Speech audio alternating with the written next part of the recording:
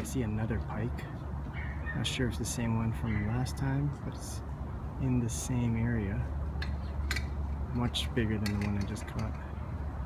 Just sitting right on the weed bed. Don't know if you could see it. Let me try with the Polaroids.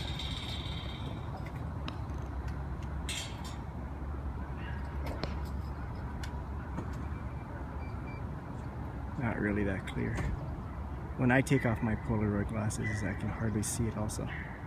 I can only see it because I know where it is, but if I didn't have my glasses, it's pretty much, see that where that duck is? Right in front of the duck right now. Alright. Let's see if I can get it. If you don't have a pair of Polaroid glasses, you gotta get some, because I wouldn't see that fish without it. Okay, we're gonna try the shadow wrap again. Once again, it's made by Rapala. Just came out this year, 2015. This is the color that I like. It's a jerkbait. So with the last pike, I saw it following it. So I paused it, didn't hit. Gave it a twitch, didn't hit. Gave it 3 twitches and then bang. So let's see what I can get this time.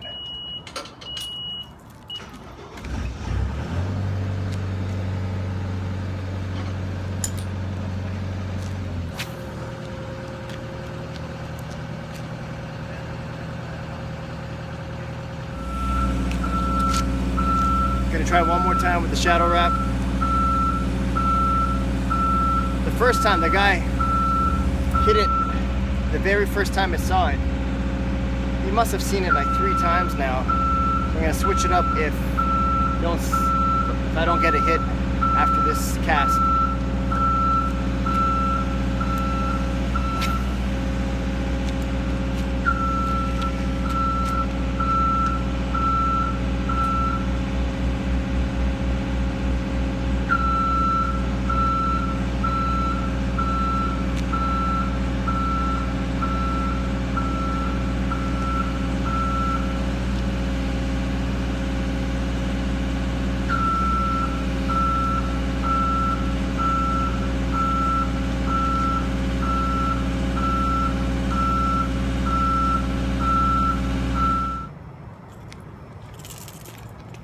So we're gonna switch it up. Try to do some topwater action with the heat and spook. I gave it the Rapala shadow wrap like 4 views, but didn't take it. So it's either it's not there or it didn't like the shadow wrap. So let's see, because I can't see it anymore.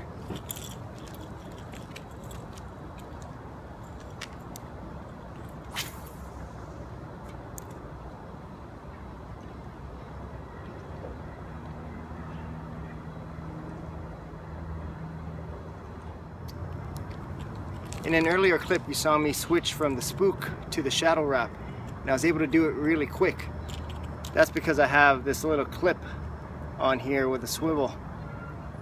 So, you know, ideally you want to tie it straight. People say you lose movement or it puts too much weight on the lure. Yes, it's true, but I need speed. So if I see something that doesn't like it, I want to switch it up. It takes longer for me to cut, untie, re-knot, cut, than to just unclip and take it off. So that's why I use the clip. If I was on a boat and I had multiple rods, then I don't need it, because each rod would have its own lure on it and I don't have to retie. But here, I'm only bringing 2 rods and sometimes I have to switch really quick.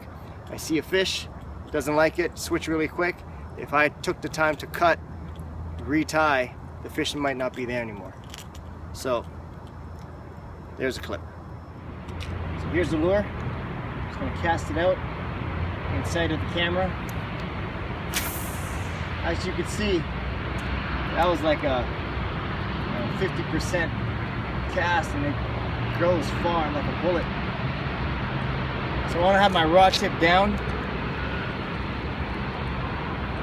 and walk the dog in a zigzag motion. So I usually walk the dog a bit, pause, walk it a bit more, pause. Sometimes I'll just have a straight retrieve without pausing. Just change it up. If it's not hitting, go faster. If it's not hitting, go slower. If it's not hitting, pause a little more.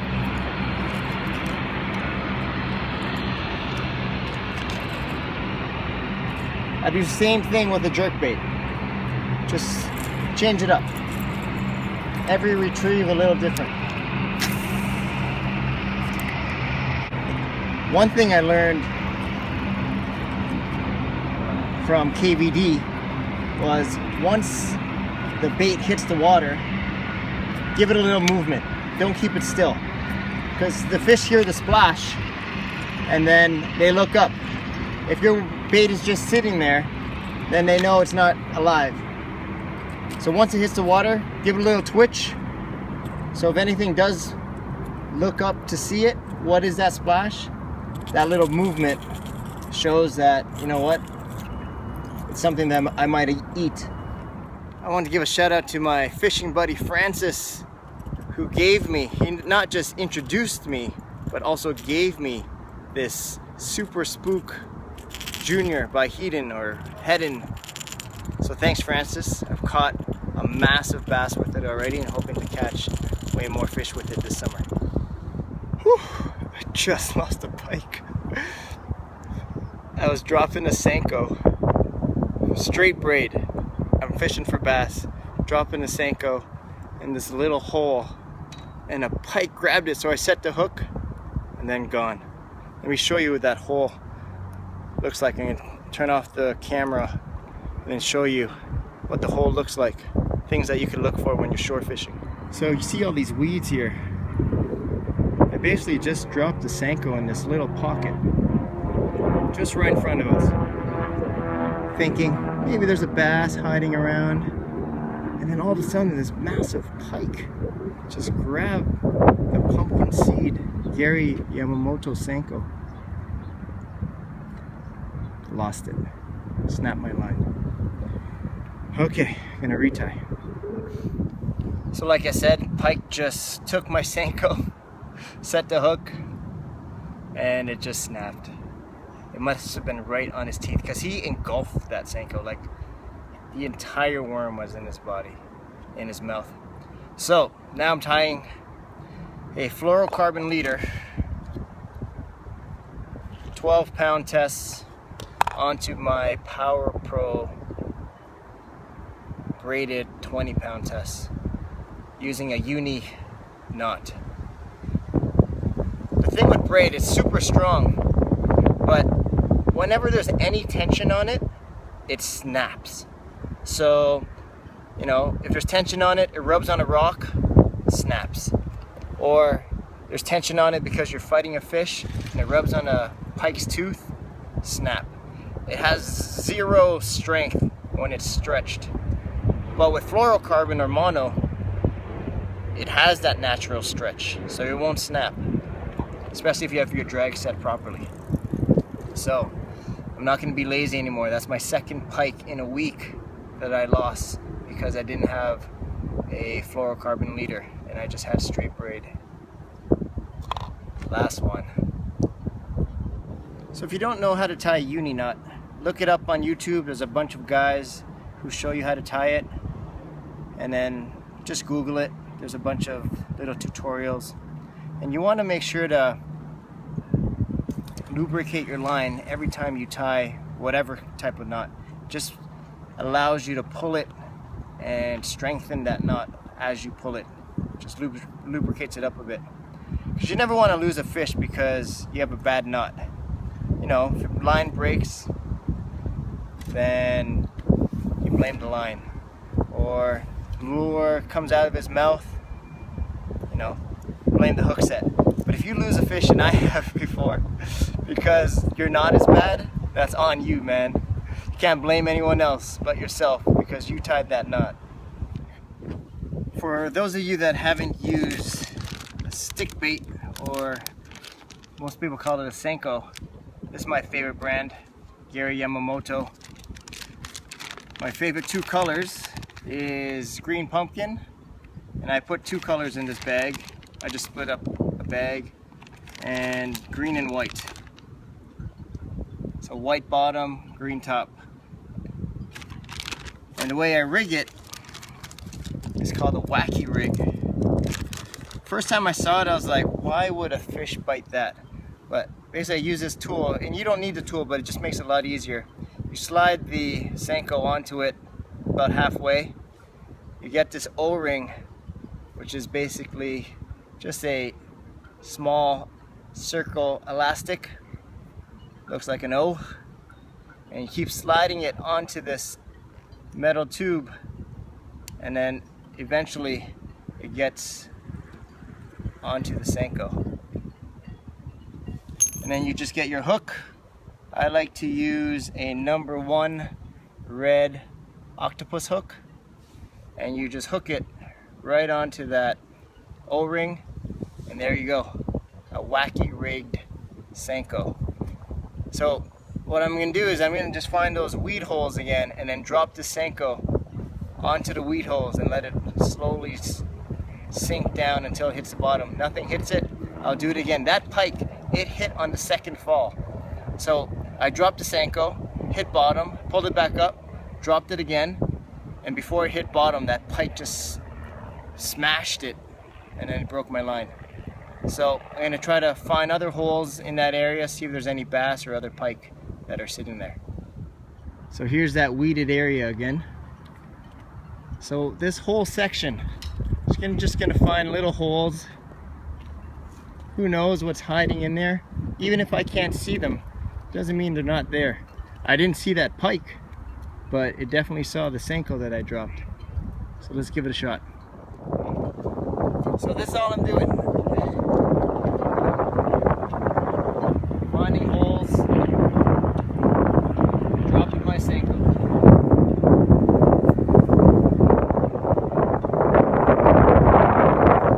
You don't want to spend all day doing this, but it's worth, 5, 10, 15 minutes worth of giving it a shot, because you never know, just like the pike that I just missed.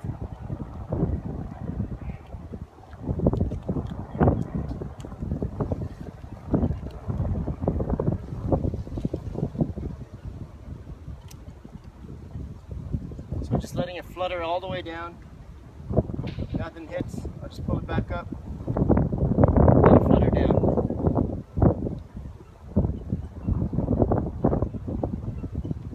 Nothing hits, pick another hole. So we're going to switch from using the Senko, and I'm going to use the Topwater bait just to go on top of the weeds and see if I can lure anything out. I can cover more ground that way. But now I know why I didn't have a leader on, because on Saturday I was in a High Park bass fishing tournament put on by wheretofish.ca. If you haven't checked out that site, check it out, it's awesome, wheretofish.ca. So I had this same rig, and I knew I was bass fishing with this Senko, so I didn't need a leader. So I blame losing that pike on you, Rantak. If you haven't seen Rantak's videos, check out on YouTube, wheretofish.ca, and also check out his site. There's my tournament card from this weekend. He said he's going to do another one, so look out for it, wheretofish.ca. Check it out. So it just finished raining. I'm just going to show you a technique that I use when I'm fishing like a little harbor like this, a little marina. So I'll cast like straight out at 12 o'clock, see if there's anything there, and then I'll go like 1 o'clock, then 2 o'clock, and then I'll just fan cast all the way to my right, and then fan cast all the way to my left, and then if there's nothing there, maybe there's nothing there, maybe I'll fan cast again, depending on how I feel. And then I'll move over to the next little spot, so I could either stop like right here between these two boats and then do the same thing, 12 o'clock to the left, 12 o'clock to the right, making sure that I even cast like right on the shoreline. So my last cast is directly parallel to the shoreline. And the other tip I can give you is don't give up on your cast. Even if you don't see a fish following it, I've had pike strike right at my feet, and they came out of nowhere. I thought I saw everything in my periphery, but that pike came out of nowhere and it struck right at my feet. So I'm gonna give it another shot. I got another hour before heading off to dinner. See if I can catch another pike. So there's 4 carp right there. I'm gonna videotape it. And then a huge pike. I don't know if you could see it.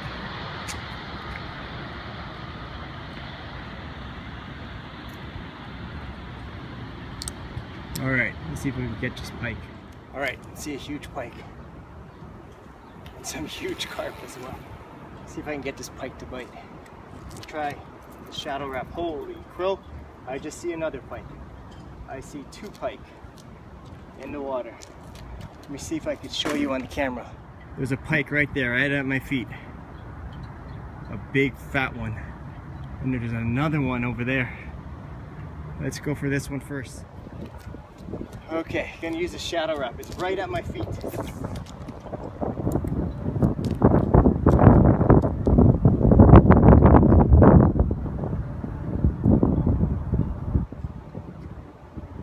It's right in front of his nose. And he took no notice of it. Let's try again. He's starting to swim away.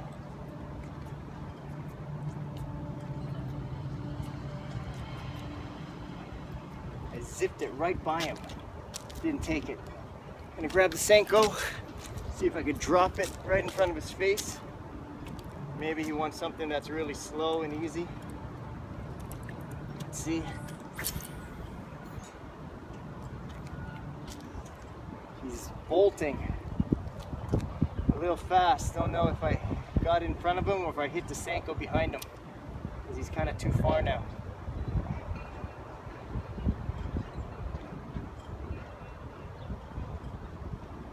Nope, did not take. Okay, gonna try for the other pike. It's pretty incredible that I see 2 pike side by side. Beside that pike, there's 2 carp.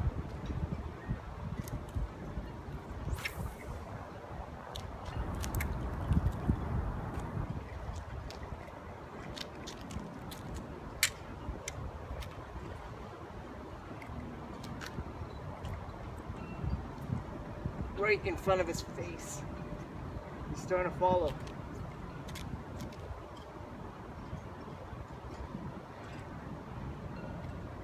He's following. He's right in his nose. I got him. Oh, I missed him. Oh man. I missed him. He took a sniff at it. And he didn't really bite it, but because I jerked it and the jerk went backwards, kind of lipped him. Oh, damn. That was a big pike. With the shadow wrap, sometimes you jerk it so hard it goes backwards. And it faces, it does like a 180 and it was facing the pike. So when I jerked it again, it kind of grabbed his lip. So it wasn't that he bit it, it kind of just snagged him. Oh.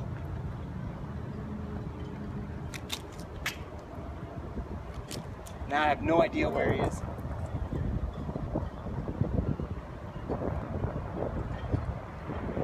But I had to follow. He was interested, unlike the other guy. Alright, we're gonna look around some more. It's about 5:30 and it's time to call it a day. So we got somewhere to go to. Good day on the lake though. Saw 5 pike. Got 3 hooked. You could say 2.5, I guess. Lost 2, landed 1. I say 2.5 because the last pike, that big one that I saw, he was so close, nose to nose, with the shadow wrap that I didn't see his mouth open. But he was so close to it that it twitched. The shadow wrap went this way, and I was looking at the pike, nose to nose, and then the next twitch came around, and I think the hook just nipped him in the lip, and then you know, it was there for a bit, but then it took off.